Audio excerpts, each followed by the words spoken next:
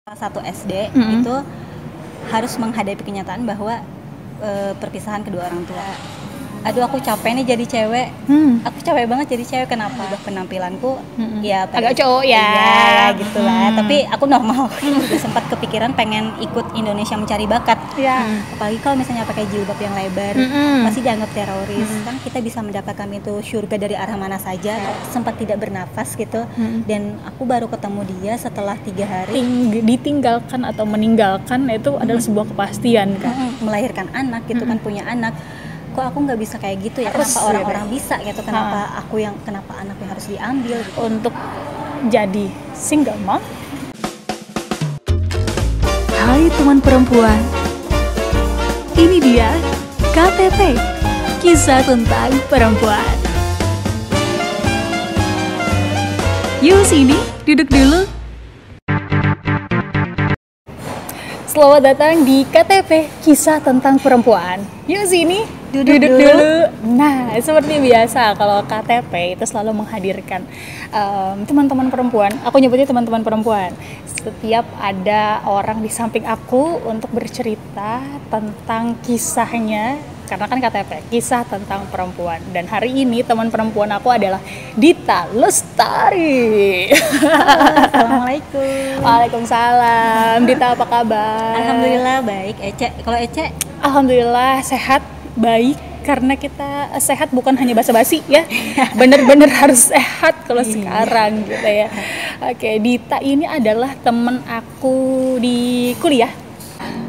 Yang kita pernah dihukum, yang dulu kita pernah dihukum terus kita joget-joget gitu kan, satu kelompok kita. Makanya aku ingat banget sama Dita juga, dan akhirnya sekarang kita bertemu lagi, berbagi kisah, dan sekarang kita sudah sama-sama lulus. Alhamdulillah, aku sudah lulus, Dita juga sudah lulus, tapi sekarang Dita stepnya akan menuju ke pendidikan selanjutnya. Iya, benar. Alhamdulillah ya Dit ya. Alhamdulillah, Masya Allah. Dan itu adalah prosesnya lah gitu. Nah, di hari ini Dit, kita mau membicarakan tentang perempuan karena seperti yang kita ketahui proses metamorfosa yang namanya manusia kan kayak evolusi gitu ya kan ya. Stepnya adalah kalau perempuan kan jadi anak perempuan. Setelah jadi anak perempuan jadi seorang istri, dan setelah itu menjadi sempurna lagi ketika dia menjadi seorang ibu gitu ya. Nah, Dita ini nih teman-teman perempuan di luar sana ya perlu ketahui ya, dia ini kayaknya banyak sekali yang perlu bisa jadi inspirasi buat kita, motivasi untuk kita juga gimana struggle-nya dia menjalani hidup. Karena dulu Dit ya, mungkin buat teman perempuan juga di luar sana, aku tuh pernah nulis tentang Dita juga, bagaimana proses Dita menjadi seorang anak perempuan. Nah, kita mulai dari anak perempuan dulu Dede. Gimana Dita menjadi seorang anak perempuan yang di dalam keluarganya itu seperti apa, yang mungkin bisa di-share buat teman-teman perempuan di luar sana. Ya, jadi sebelumnya Ece pernah nulis di Kompasiana ya, Cek ya. Nah, jadi itu tahun berapa? 2015 kalau nggak salah ya. Iya, waktu awal-awal Dita berubah lah. Power Ranger. Nah, jadi sebagai seorang perempuan kan pasti tidak hanya sebagai seorang perempuan, pasti kita sebagai seorang manusia saja pasti akan melewati fase dimana ada up and down.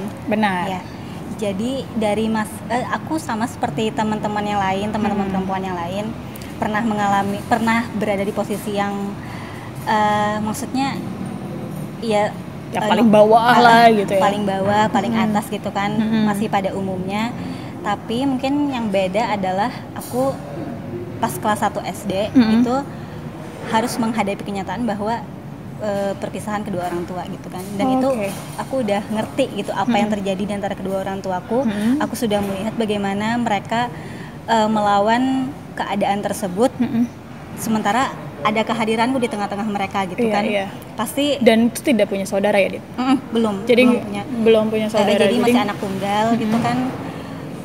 Jadi menurut aku menjadi seorang perempuan itu bukan hanya seorang perempuan ya, tapi sebagai seorang anak yang pada saat itu mengalami berada di tengah-tengah problematika rumah tangga kedua orang tua, akan jadi perebutan nih, akan diperebutkan. Pada saat itu juga diperebutkan, hak asuh jatuh ke tangan siapa gitu ya. masih sampai hari ini tuh masih ingat banget gitu apa yang sudah terjadi di antara mereka tuh benar-benar membekas di psikologi, di mental aku gitu. Oke, baik. Dan for your information nih teman-teman perempuan ya, Dita yang dulu bukanlah Dita yang sekarang. Yang kenapa jadi waktu itu juga aku berinisiatif ya, tertarik untuk mengangkat kisah Dita karena memang ada fase dia bermetamorfosis ya ada perubahan lah di sana, dan perubahan itu aku yakini bahwa itu adalah perubahan yang baik gitu ya. Makanya aku juga tulis pada saat itu gitu ya. Dan apakah juga Dita yang dulu yang aku kenal tuh gimana ya? Jadi jujur aja nih Dit ya, waktu kita pelajaran mata kuliah agama, itu kan semua cewek tuh harus pakai jilbab tuh, ya kan? Semua cewek tuh harus pakai jilbab, dan yang paling ditunggu-tunggu itu adalah bagaimana Dita masuk ke kelas itu. Itu jadi pertanyaan satu angkatan pada saat itu. Dan apakah Dita yang dulu itu juga berpengaruh dengan yang proses Dita yang waktu kecil itu yang harus dipisahkan bersama dengan orang mengalami kenyataan bahwa orang tua itu tidak sesempurna orang tua yang lain, misalnya bisa bersama gitu gak sih? Jadi aku sempat ngerasa kayak aduh aku capek nih jadi cewek. Aku capek banget jadi cewek. Kenapa perempuan tuh sepertinya terintimidasi oleh keadaan kayak gitu-gitulah. Jadi gimana caranya aku harus melindungi mamaku, gimana caranya aku harus bisa nih berjuang dan bangkit sendiri. Jadi aku ya udahlah pas SMP tuh aku mengubah penampilanku ya agak cowok ya gitulah. Tapi aku normal. Tapi aku masih normal gitu kan. Kayak looknya bener-bener beda banget lah cuma gitu. Stylenya aja gitu kan. Dan dari kelas 5 SD juga aku udah berkarya gitu kan. Dari kelas 5 SD aku anak dancer gitu kan, dan B-boy banget guys. Anak dancer dari kelas 5 SD itu aku ngerasa aku udah bisa cari uang sendiri karena dari penghasilanku dapat menang lomba dan lain sebagainya, terus aku ngisi event dan lain sebagainya. Itu kan, Dita merasa bisa membantu mama pada saat itu, ibu ya? Tidak membantu sih, cuman aku melampiaskan emosionalku ke hobi gitu kan. Dan aku rasa pada saat itu hip hop dancer, this is my soul gitu. Tidak ada yang bisa memisahkan aku dengan hobiku. Pokoknya pas aku kuliah nanti aku harus bisa melanjutkan hobiku lagi gitu kan. Jadi sampai ke step yang paling tinggi lah, mungkin jadi seorang dancer gitu ya. Pokoknya aku juga sempat kepikiran pengen ikut Indonesia Mencari Bakat. Ya, tapi serius? Oh, oke. Siapa tahu nanti kataku kan di jadi kayak Brandon gitu. Ingatnya Brandon doang. Siapa tahu mungkin di Banjarmasin ada buka seleksi atau apa gitu. Jadi pengen ikut gitu kan, walaupun sendiri gitu. Sempat pengen kayak gitu juga. Jadi mungkin Eca yang cuman sebatas ngelihat pas aku kuliah. Iya benar. Sebenarnya aku belum pernah pakai jilbab tuh dari lahir, maksudnya dari TK gitu kan. Belum pernah bisa pakai jilbab sama sekali. Menutup auratnya benar-benar serius itu pas kuliah semester 3 atau 5 kalau nggak salah. Semester 3 atau 5 yang berubah itu gitu ya. Berarti pada saat semester 1 itu juga adalah jilbab pertama Dita dong? Iya. Untuk masuk khusus untuk mata kuliah agama. Iya, karena harus masuk ya dia. Gimana pun caranya, mungkin mau menghindar, otomatis sebagai di KTP-nya Islam, gimana caranya nih tetap bisa masuk ke mata kuliah agama gitu. Iya, betul banget. Jadi pas aku kuliah di Banjarmasin juga kan, aku ngerasa kayak aduh aku bebas nih dari keluarga aku gitu, karena aku anaknya paling nggak suka banget kumpul sama keluarga gitu. Jadi aku dengan dunia aku sendiri pada saat itu, pada saat sekolah. Jadi dilepas banget. Rasanya aduh aku bebas nih, jadi aku pengen ngapain aja itu terserah aku gitu kan. Pas kuliah juga kemarin kan aku berani banget buat pasang piercing kan, pakai tindik kan di alis gitu. Dia ini kalau dibilang dulu tuh ya, Dita tuh lebih kepada mirip Cua ya kan, atau enggak dia yang mulai beli diri sendiri ya pada saat itu, ngasih diri sendiri sebenarnya. Pengen terlihat seperti Cua gitu ya, tapi kita mengamini kok pada saat itu ya agak lumayan lah mirip Cua gitu lah ya. Dan pernah nggak sih Dit sebagai seorang anak perempuan tuh kenapa jadi merasanya kayak aku harus terlihat kuat, bahkan tadi capek jadi anak perempuan gitu ya, ada apa? Apakah pernah memang kayak dalam tanda kutip kayak dikata-katain lah anak perempuan tuh lemah atau ini, pernah seperti itu Kak? Iya, atau gimana? Atau itu mungkin kayak satunya. teman-teman perempuan di luar sana juga pernah merasakan itu gitu ya? Itu salah satunya sih. Aku paling nggak suka kalau misalnya dilabeli sebagai cemen atau lemah gitu ya. Kenapa anak perempuan tuh suka nangis? Paling nggak suka sih sebenarnya dikatanya seperti itu. Jadi kenapa aku berusaha untuk mengubah diriku sendiri gitu kan? Aku harus kuat nih, aku harus bisa nih. Karena tidak semua perempuan loh yang harus kelihatan mentalnya down banget, enggak gitu kan. Tapi masih banyak sekali perempuan yang memang benar-benar kuat di sana gitu kan. Jadi kita juga sebagai perempuan, kita tidak mengindahkan bahwa memang kita tuh adalah makhluk yang sensitif gitu ya, yang empatinya mungkin lebih tinggi juga gitu. Tapi di luar daripada itu, kita juga ingin terlihat kita tuh kuat gitu ya, untuk menghadapi itu, bukan cuma kayak laki aja yang kuat gitu ya. Tapi ya disitulah mungkin kita nggak suka dibilang lemah sebagai perempuan kan. Mungkin teman-teman perempuan juga merasakan itu gitu ya, nggak suka dibilang lemah, yang sedikit nangis tadi Dita bilang gitu ya. Terus lagi nih proses dari Dita adalah akhirnya dia berubah. Apa yang membuat Dita berubah pada saat itu deh? Pada saat itu sih kayak ngerasa tiba-tiba aja gitu. Kan sering banget nih ditegur sama nenek, Dita jangan pakai celana sobek lagi. Oh jadi Dita nih hidupnya dengan nenek kalau di Banjar atau gimana? Dari emang deket sama nenek sih, karena kan perpisahan kedua orang tua. Jadi lebih dekat ke nenek sih, karena mama kerja juga kan pada saat itu.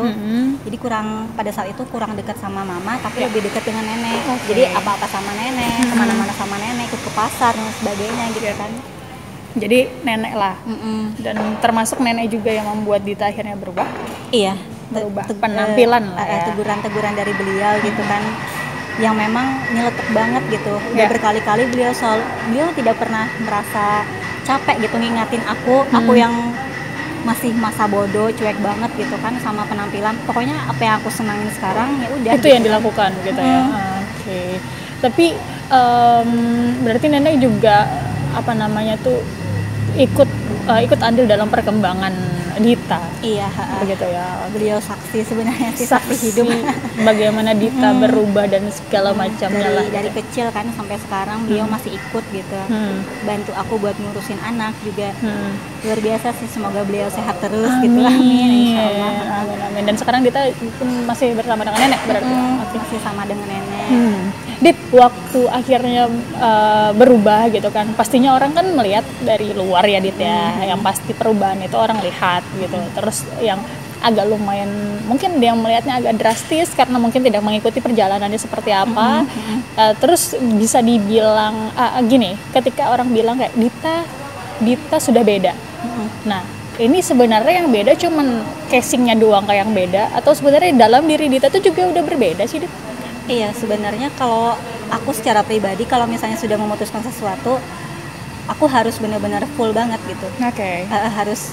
Pokoknya kalau misalnya aku sudah mengambil keputusan, aku harus konsisten dengan keputusanku. Aku tidak boleh goyah dimanapun caranya. Aku harus sampai ke diri aku sendiri gitu. Bukan hanya penampilan, tapi tapi kalau pikirku, prinsip hidup, gaya hidup pasti akan berbeda kan dari yang sebelumnya. Bahkan mungkin lingkungan juga akan ikut beda. Akan ikut berubah. Nah, pada saat mungkin Dita saat itu berubah, pasti lingkungannya juga ikut berubah. Pasti ada di sana kayak cibiran-cibiran orang-orang lah gitu ya. Dita udah nggak asik nih. Apa Dit yang Dita lakukan pada saat itu? Nah, jadi pada saat itu yang paling harus aku tindak lanjuti, aku kan pada saat itu bergabung juga nih sama crew dancer di Banjarmasin. Nah, jadi gimana nih caranya aku mau keluar dari grup yang benar-benar sudah tahu juga perjalanan hidupku, dari yang benar-benar aku nggak berada di Banjarmasin ini kan masih sendiri gitu. Ada teman, cuman kalau untuk mengembangkan hobi, itulah tempatnya. Itulah tempatnya. Jadi gimana nih caranya aku ngasih tahu mereka kalau aku udah stop gitu. Aku sudah memutuskan untuk menjadi Dita yang sekarang, untuk menutup aurat. Aku tidak lagi bergaul dengan laki-laki yang bukan mahram. Aku tidak ingin lagi bersentuhan dengan yang bukan mahram. Pastinya bakalan dianggap kayak aduh Dita ekstrem banget sih. Iya. Ekstrem banget sih, segitunya banget. Garis keras gitu ya. Garis keras, radikal kalau bahasa sekarang. Pada saat itu kan kita masih sangat awam ya. Iya. Tidak setren sekarang, kayaknya hijrah itu tidak setren sekarang yang masih bisa dimaklumi alasannya ada apa dan kenapa gitu. Iya. Kalau dulu masih dianggap teroris lah dengan Iya, sebagainya benar. gitu. Apalagi kalau misalnya pakai jilbab yang lebar, masih dianggap teroris. Kena dokter nih mungkin kayak gitu ya. Jadi pandangan-pandangan atau stereotip dari orang tuh bakalan beda gitu tentang kita. Tapi kamu menerima pada saat itu? Menerima dan memang harus menghadapi konsekuensinya. Iya. Sudah tahu juga resikonya apa yang sudah tahu terjadi. resikonya apa. Jadi pelan-pelan aja kasih tahu ke teman-teman bahwa maaf nih aku sudah tidak ngedance lagi. Aku sudah tidak bisa lagi berada di titik dimana aku udah memutuskan untuk berhenti. Aku sudah merasa cukup, aku sudah merasa puas karena aku sudah berkarya dari kelas 5 SD kan. Jadi ya udahlah, aku sudah cukup. Aku ingin jadi sebenar-benarnya perempuan gitu kan. Perempuan yang bagaimana dikodratkan ke diri kita kan. Yang sudah Allah takdirkan buat kita, perempuan itu harus bagaimana, harus menutup aurat gitu kan. Dan itu tidak memungkinkan dengan hobi yang seperti itu, gitu ya. Banget. Dan dengan lingkungannya itu juga. Nah, Dit, setelah kamu memutuskan untuk keluar dari lingkungan tersebut, gitu ya, tapi juga tidak ikut ngejudge gitu ya, dengan apa yang pernah kamu lakukan ataupun juga dengan lingkungan kamu dulu lah, gitu ya. Menerima dan cuman ngasih tahu bahwa aku enggak lagi gitu doang gitu ya. Itu juga mungkin yang akhirnya mereka juga bisa menerima ya. Oke. Nah, ini kan sebagai anak perempuan. Tapi tadi menarik juga ketika dia bilang bahwa aku capek jadi anak perempuan. Ya serius. Iya. Capek katanya jadi anak perempuan. Nah, tapi kan step jadi seorang perempuan itu kan setelah jadi anak akhirnya menjadi seorang istri. Nah, hijrahnya Dita akhirnya dia menikah lah pada saat itu gitu ya. Dan gimana tuh mungkin sharing sedikit gitu kan step perubahan dari yang anak jadi anak perempuan nih, berubah nih jadi berani untuk terikat dalam sebuah pernikahan. Karena mungkin entah Dita juga terbayang-bayang dengan orang tua seperti apa dulunya atau gimana tuh, atau pernah nggak sih merasa takut karena mungkin melihat kejadian masa lalu? Jadi kenapa tiba-tiba aku mengatakan bahwa aku siap untuk menikah? Itu pada awalnya karena setelah aku belajar agama, ternyata perempuan ini suatu saat nanti akan menjadi seorang ibu nih, akan menjadi seorang istri nih. Posisi dia setinggi apapun mungkin karirnya, setinggi apapun dia profesinya di luar sana, tapi pada akhirnya ketika di dalam rumah dia adalah seorang istri dan seorang ibu. Dan menurut aku itu luar biasa banget kan, kita bisa mendapatkan itu surga dari arah mana saja kalau misalnya kita berbakti sama suami, terus mengurus pekerjaan rumah tangga, mengurus anak, itu luar biasa kan pahalanya, Cek. Jadi menurut aku setelah aku belajar agama, Masya Allah aku pengen nih nanti bisa nikah gitu kan setelah lulus kuliah misalnya. Menemukan pasangan yang tepat, insya Allah mungkin kan seperti itulah.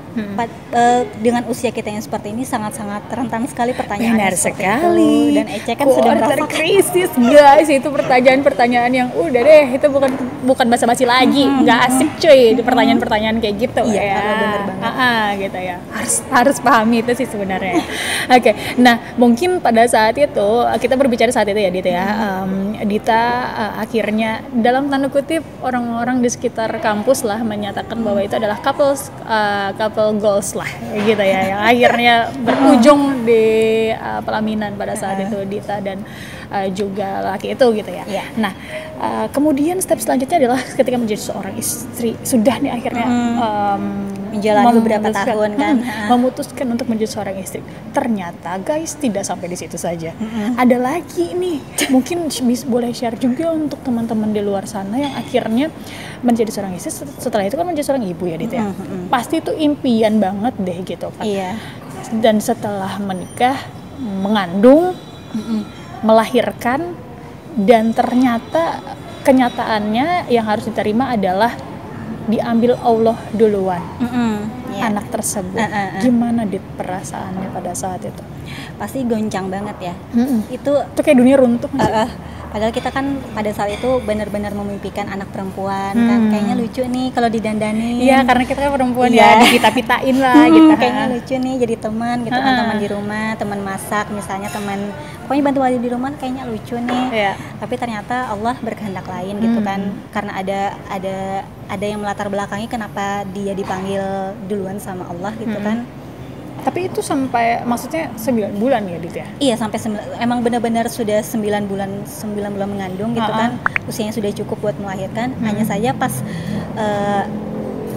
pada saat proses melahirkannya itu ada permasalahan di situ. Iya, baik.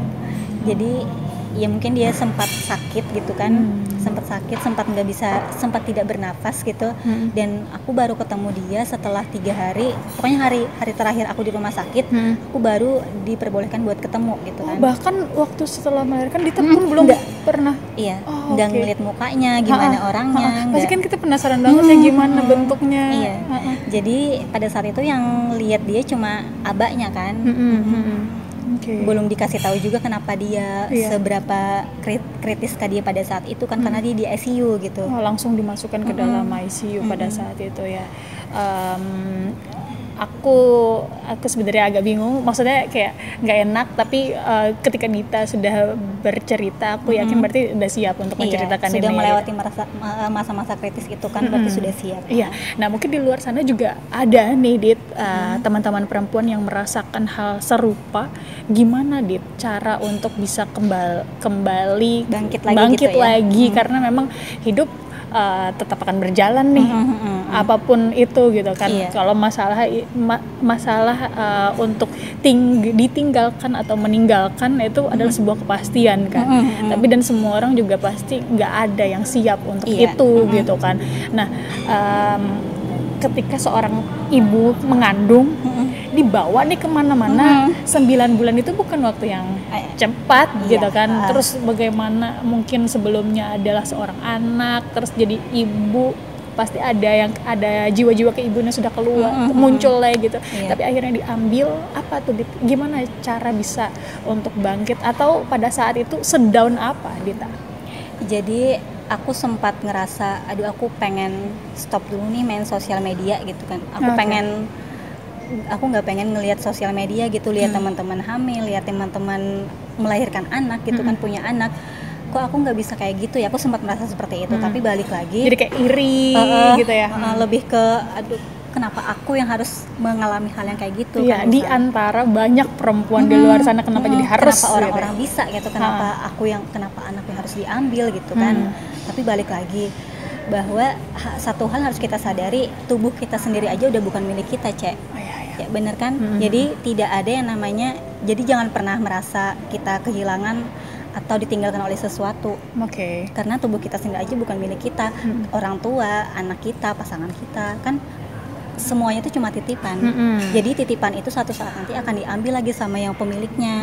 Pemilik sejati begitu ya. Jadi mungkin ketika pertanyaan itu muncul, why me? Why not, kata Tuhan. Iya kan? Tugas kita kan cuma menjaga gitu kan. Mungkin aku sama abaknya kemarin kan menjaganya cuma 3 hari mungkin ya.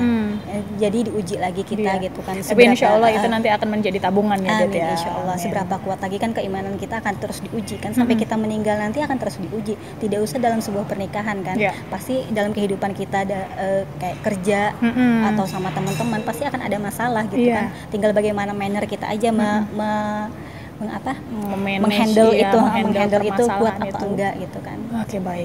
Nah setelah sudah melewati itu, sudah bangkit lah ya, berarti media sosial pada saat itu benar-benar bisa membantu ya? Kenapa? Membantu untuk healing lah gitu. Oh iya. Karena kita berada di tengah media sosial yang begitu ini ya, jadi kayak aku juga sebenarnya sempat kayak tapi aku nggak yang sampai puasa banget lah dalam tanda kutip media sosial, karena mungkin pekerjaan aku juga memerlukan untuk promosi dan segala macam. Aku cuman sampai yang misalnya aku memposting, terus setelah itu aku kayak bodo amat. Ada yang ngomen kayak apa, itu nggak terlalu diambil pusing lah gitu kan. Dan juga aku nggak ngeliatin story orang, nggak ngeliatin feed orang kayak gitu. Nah ketika sosial media akhirnya benar-benar hilang dari situ, sudah bisa bangkit juga tadi Dita bilang gitu kan. kapan akhirnya Dita siap lagi untuk akhirnya punya anak lagi nih? Gitu, kapan itu Dita? Walaupun sebenarnya ada trauma nggak sih pada saat itu? Ada banget traumanya. Rasanya takut nih kalau melahirkan lagi, takut punya anak lagi gitu kan, takut nggak bisa selamat lagi gitu kan. Pasti perlu waktu untuk memulihkan diri kita sendiri kan. Terus pada saat itu ya udah gitu kan, kita harus sama-sama siap dulu nih punya anak lagi. Jadi itu diatur dulu gimana caranya kita sama-sama entah secara fisik atau mental berarti ya. Ya kita harus mengendalikan diri kita sendiri dulu nih. Kita harus punya emotional control yang baik dulu nih sebelum semuanya siap lagi. Terus kan 7 bulan kemudian ternyata alhamdulillah positif hamil lagi nih. Iya, agak lumayan cepat ya Dit ya. Lumayan cepat karena aku pada saat itu kan normal lahirannya. Jadi sebenarnya 3 bulan setelah melahirkan masih bisa isi lagi. Boleh kecuali karena bukan yang kayak dikuret atau apa yang belum masanya untuk melahirkan gitu ya. Memang benar-benar secara alami pada saat itu melahirkannya. Tapi akhirnya alhamdulillahnya dapat lagi anak dan sehat sekarang. Alhamdulillah sehat. Terus proses melahirkannya juga kemarin tuh mau nggak mau ya di sesar gitu kan, takut mengalami hal yang kedua kalinya. Jadi pelajaran. Atau karena itu trauma bukan? Enggak trauma emang sih. Karena memang harus memang ya udah harus disesar aja karena udah sakit banget juga pas kontraksi pada saat itu ya. Luar biasa gitu kan rasanya. Sekarang anaknya laki-laki tumbuh dengan baik. Yang pertama kan Hana Aisyah juga namanya. Iya. Semoga akhlaknya baik ya. Amin, Aisyah. Nanti kalau gede jangan dipanggil Aisyah ya. Itu anak pertama. Yang kedua Al-Zaid namanya. Sekarang sudah berapa usianya? 1 tahun 5 bulan. 1 tahun 5 bulan Al-Zaid. Aku sering ngeliat juga sih di sosial media lah ada. Aku jarang upload tentang dia sih. Tapi ada kadang-kadang ini anak Dita nih yang laki-laki gitu kan. Dan selanjutnya lagi nih Dit, ini yang mungkin tapi aku rasa Dita sudah siap juga untuk menjelaskan gitu kan. Setelah punya anak mungkin kebahagiaannya kayak bertumpuk-tumpuk nih. Apalagi mungkin aku ya Dit ya, berada di luar daripada kehidupan kamu. Bagaimana aku kan cuma melihat di sosial media misalnya gitu kan. Kita lama banget gak ketemu ya Dit ya. Iya betul. Jadi ketemu itu cuma di sosial media. Terakhir mungkin juga ketemu kan tahun berapa? 2018. Waktu apa tuh? Yang sertifikasi di Best Western. Iya benar. Itu doang tuh. Dan itu pada saat itu tuh lagi belum hamil ya? Belum hamil anak kedua tuh waktu itu ya. Dan itu cuman kayak berapa hari doang kan? 3 hari. Dan itu kita lagi sibuk-sibuknya juga, lagi sertifikasi cuy gitu kan. Nah, jadi setelah mungkin aku yang melihat kayak, Dita mah kayak gini loh. Ketika kita mungkin di luar sana juga banyak teman-teman perempuan, apalagi di sosial media, kita suka membandingkan hidup kita dengan orang lain gitu kan. Ya walaupun kita bilang bahwa nggak boleh membandingkan, lebih banyak compare ya. Comparing kehidupan kita dengan kehidupan orang lain gitu. Kita nggak tahu nih di belakang itu dia seperti apa. Iya, sosial life-nya kan. Gitu. Tapi ya kita mungkin mudah untuk mengatakan, atau mungkin pada saat itu mental kita kuat untuk bilang kayak nggak boleh membandingkan. Tapi ujung-ujungnya ada juga nih pada saat mungkin kita lagi kayak labil-labil kayak ujung-ujungnya ngebandingin. Terus adalah di titik dimana kayak aku sempat membandingin aku dengan kehidupan orang lain misalnya gitu kan. Lah aku kayaknya aku berada di sini-sini aja deh, stuck banget nih, nggak ada lagi perkembangannya. Nah Dita tuh berada di aku melihatnya perkembangan itu lumayan gitu kan, dari dia berubah dan segala macam, punya sudah menikah, setelah itu punya anak pertama dan akhirnya kehilangan tuh wow banget bagi aku. Terus kemudian berani untuk punya anak lagi yang kedua, dan sekarang ada lagi nih permasalahan yang aku kayak ada permasalahan baru lagi, dan ternyata dia sekuat itu gitu. Insya Allah.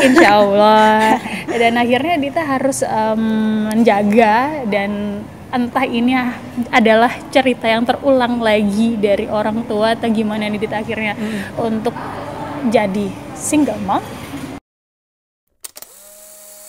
Menurut aku kunci utama itu adalah kesabaran dalam istiqomah. Keputusan yang besar. Tidak mudah untuk diambil. Karena pernikahan itu bukan tentang diri kita sendiri lagi, tapi tentang 2 orang dan 2 keluarga. Yang single mom atau hidupnya sendiri, tapi mereka menjadi berkualitas karena keimanan mereka kepada Allah. Kamu berhak untuk punya hidup yang lebih layak setelah ini.